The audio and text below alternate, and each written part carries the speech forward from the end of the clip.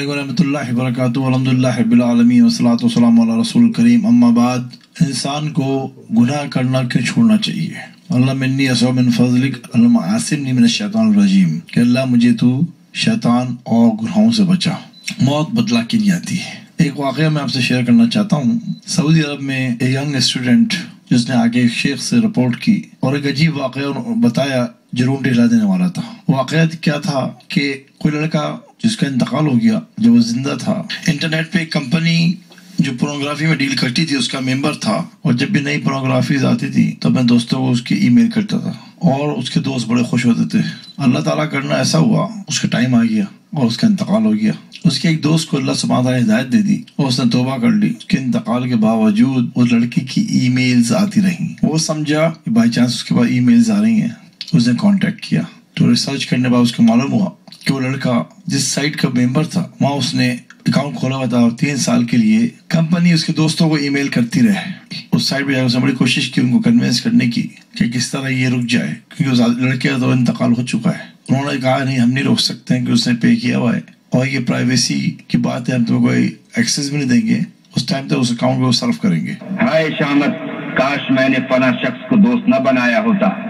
وَيَوْمَ يَعَضُّ الظَّالِمُ عَلَى يَدَيْهِ يَقُولُ يَا لَيْتَنِي اتَّخَذْتُ مَعَ الرَّسُولِ سَبِيلًا۔ اور جس دن ناقبت اندیش ظالم اپنے ہاتھ کاٹ کاٹ کھائے گا اور کہے گا کہ اے کاش میں نے پیغمبر کے ساتھ رستہ اختیار کیا ہوتا۔ ہائے شامت، کاش میں نے فلاں شخص کو دوست نہ بنایا ہوتا۔ اس نے مجھ کو کتاب نصیحت کے میرے پاس آنے کے بعد بہکا دیا، اور شیطان انسان کو وقت پر دغا دینے والا ہے۔ اور پیغمبر کہیں گے کہ اے پروردگار، میری قوم نے اس قرآن کو چھوڑ رکھا تھا، اور اسی طرح ہم نے گناہگاروں میں سے ہر پیغمبر کا دشمن بنا دیا، اور تمہارا پروردگار ہدایت دینے اور مدد کرنے کو کافی ہے۔ قرآن کا چھوڑنا یہی ہے کہ قرآن کے قانون ہماری زندگی کے عمل میں نہیں ہے۔ اللہ سے دوری تو غفلت انسان کو اس راستے پہ لے جاتی ہے۔ اللہ تعالیٰ کے راستے سے ہٹ کے راستہ نکالنا، اور کوئی چیز بھی کلچر سے یا لوگ خوش ہوں گے یا ایڈمائر کریں گے اس سے بچنا بہت ضروری ہے، کہ وہی ایک گناہ ہے۔ چاہے کوئی نیا فیشن اسٹارٹ کر رہا ہے، نئی طریقے کا میک اپ کر رہا ہے، چاہے وہ عورت ہے مرد ہے، جو کچھ بھی وہ کر رہا ہے، اس کو سوچنا چاہیے کہ اگلا سیکنڈ اللہ تعالیٰ کے ہاتھ میں ہے۔ جیسے صدقہ جاریہ ہوتا ہے، گناہ کرنے کا سلسلہ بھی اسی طرح ہے۔ اسی طرح جب کوئی اچھا کام کرتا ہے تو اس کو صدقہ جاریہ کا اجر ملتا ہے، اور جب دنیا سے چلا جاتا ہے اور اچھے کام کر کے جاتا ہے اور کچھ چیز ایسی انویسٹ کر کے جاتا ہے جس سے لوگوں کو فائدہ پہنچتا رہے، تو اس کو اجر ملتا ہے۔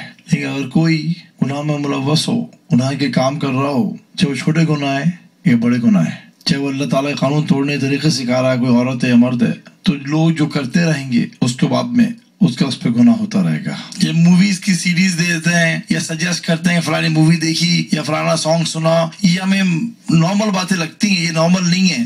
جو بھی گناہ کی طرف لے کے جائے گا وہ اس کا ذمہ دار ہوگا۔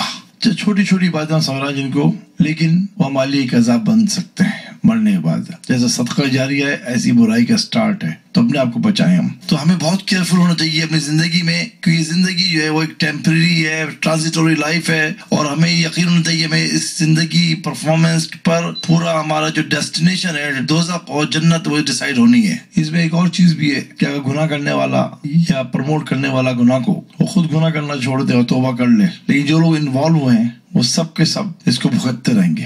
قیامت کے دن انسان ہاتھ چبائے گا اللہ تعالیٰ کے سامنے کھڑے ہو کے اور کہے کاش میں نے فلاں کو دوست نہیں بنایا ہوتا، فلاں کو دوست نہیں بنایا ہوتا۔ کہ جو ہمارے جاننے والے، ہمارے جو دوست ہیں، جو ہمارے ریلیٹیوز ہیں، جو اللہ کے حکم کو صبح اور شام توڑ رہے ہیں، اور ہم چاہتے ہیں کہ وہ ہمیں توجہ دیں اور ہمیں بھی لفٹ کرائیں، ہم بھی ان کے ساتھ موو کریں، تو ان کا انجام تو جو ہے، لیکن ہم بھی ان کے ساتھ جا رہے ہیں، کیونکہ جو شیطان کو فالو کرتا ہے تو شیطان تو دوزخ میں جائے گا، لیکن اس کے فالوور پیچھے تھوڑی رہیں گے۔ تو ہم جو اپنی عبادتوں میں کہتے ہیں اہدنا الصراط المستقیم، کہ اللہ مجھے تو سیدھا راستہ دکھا، صراط الذین انعمت علیہم، ان کا راستہ جن کو تو نے پسند فرمایا۔ اللہ سبحانہ تعالیٰ کہتے ہیں تمہاری آنکھیں صبح اور شام ان لوگوں کو فوکس کریں جو اللہ کی رضا دیکھتے ہیں۔ گناہ گاروں سے اپنے آپ کو بچائیں ہم۔ غیر مغضوب وہ لوگ جو اللہ کا غصہ کر رہے ہیں، اور الضالین وہ مسلمان جو گمراہ ہیں، ان کے پاس مساوم کا لیبل ہے، نماز بھی پڑھتے ہیں، زکوٰۃ بھی دیتے ہیں، روزے بھی رکھتے ہیں، حج پہ بھی جاتے ہیں، لیکن گناہ کرنا نہیں چھوڑتے ہیں۔ تو اللہ سبحانہ تعالیٰ ان بھٹکے مسلمانوں سے بچائے جو گناہوں میں ملوث ہیں اور مس گائیڈنس کے راستے پہ ہیں، آمین۔ اور جس دن ناقبت اندیش ظالم اپنے ہاتھ کاٹ کاٹ کھائے گا اور کہے گا کہ اے کاش میں نے پیغمبر کے ساتھ رستہ اختیار کیا ہوتا، ہائے شامت، کاش میں نے فلاں شخص کو دوست نہ بنایا ہوتا، اس نے مجھ کو کتاب نصیحت کے میرے پاس آنے کے بعد بہکا دیا، اور شیطان انسان کو وقت پر دغا دینے والا ہے۔ اور پیغمبر کہیں گے کہ اے پروردگار، میری قوم نے اس قرآن کو چھوڑ رکھا تھا۔ سبحانک اللہم و بحمدک، اشہد ان لا الہ الا انت، استغفرک و اتوب الیک۔ اور جس دن ناقبت اندیش ظالم اپنے ہاتھ کاٹ کاٹ کھائے گا اور کہے گا کہ اے کاش میں نے پیغمبر کے ساتھ رستہ اختیار کیا ہوتا،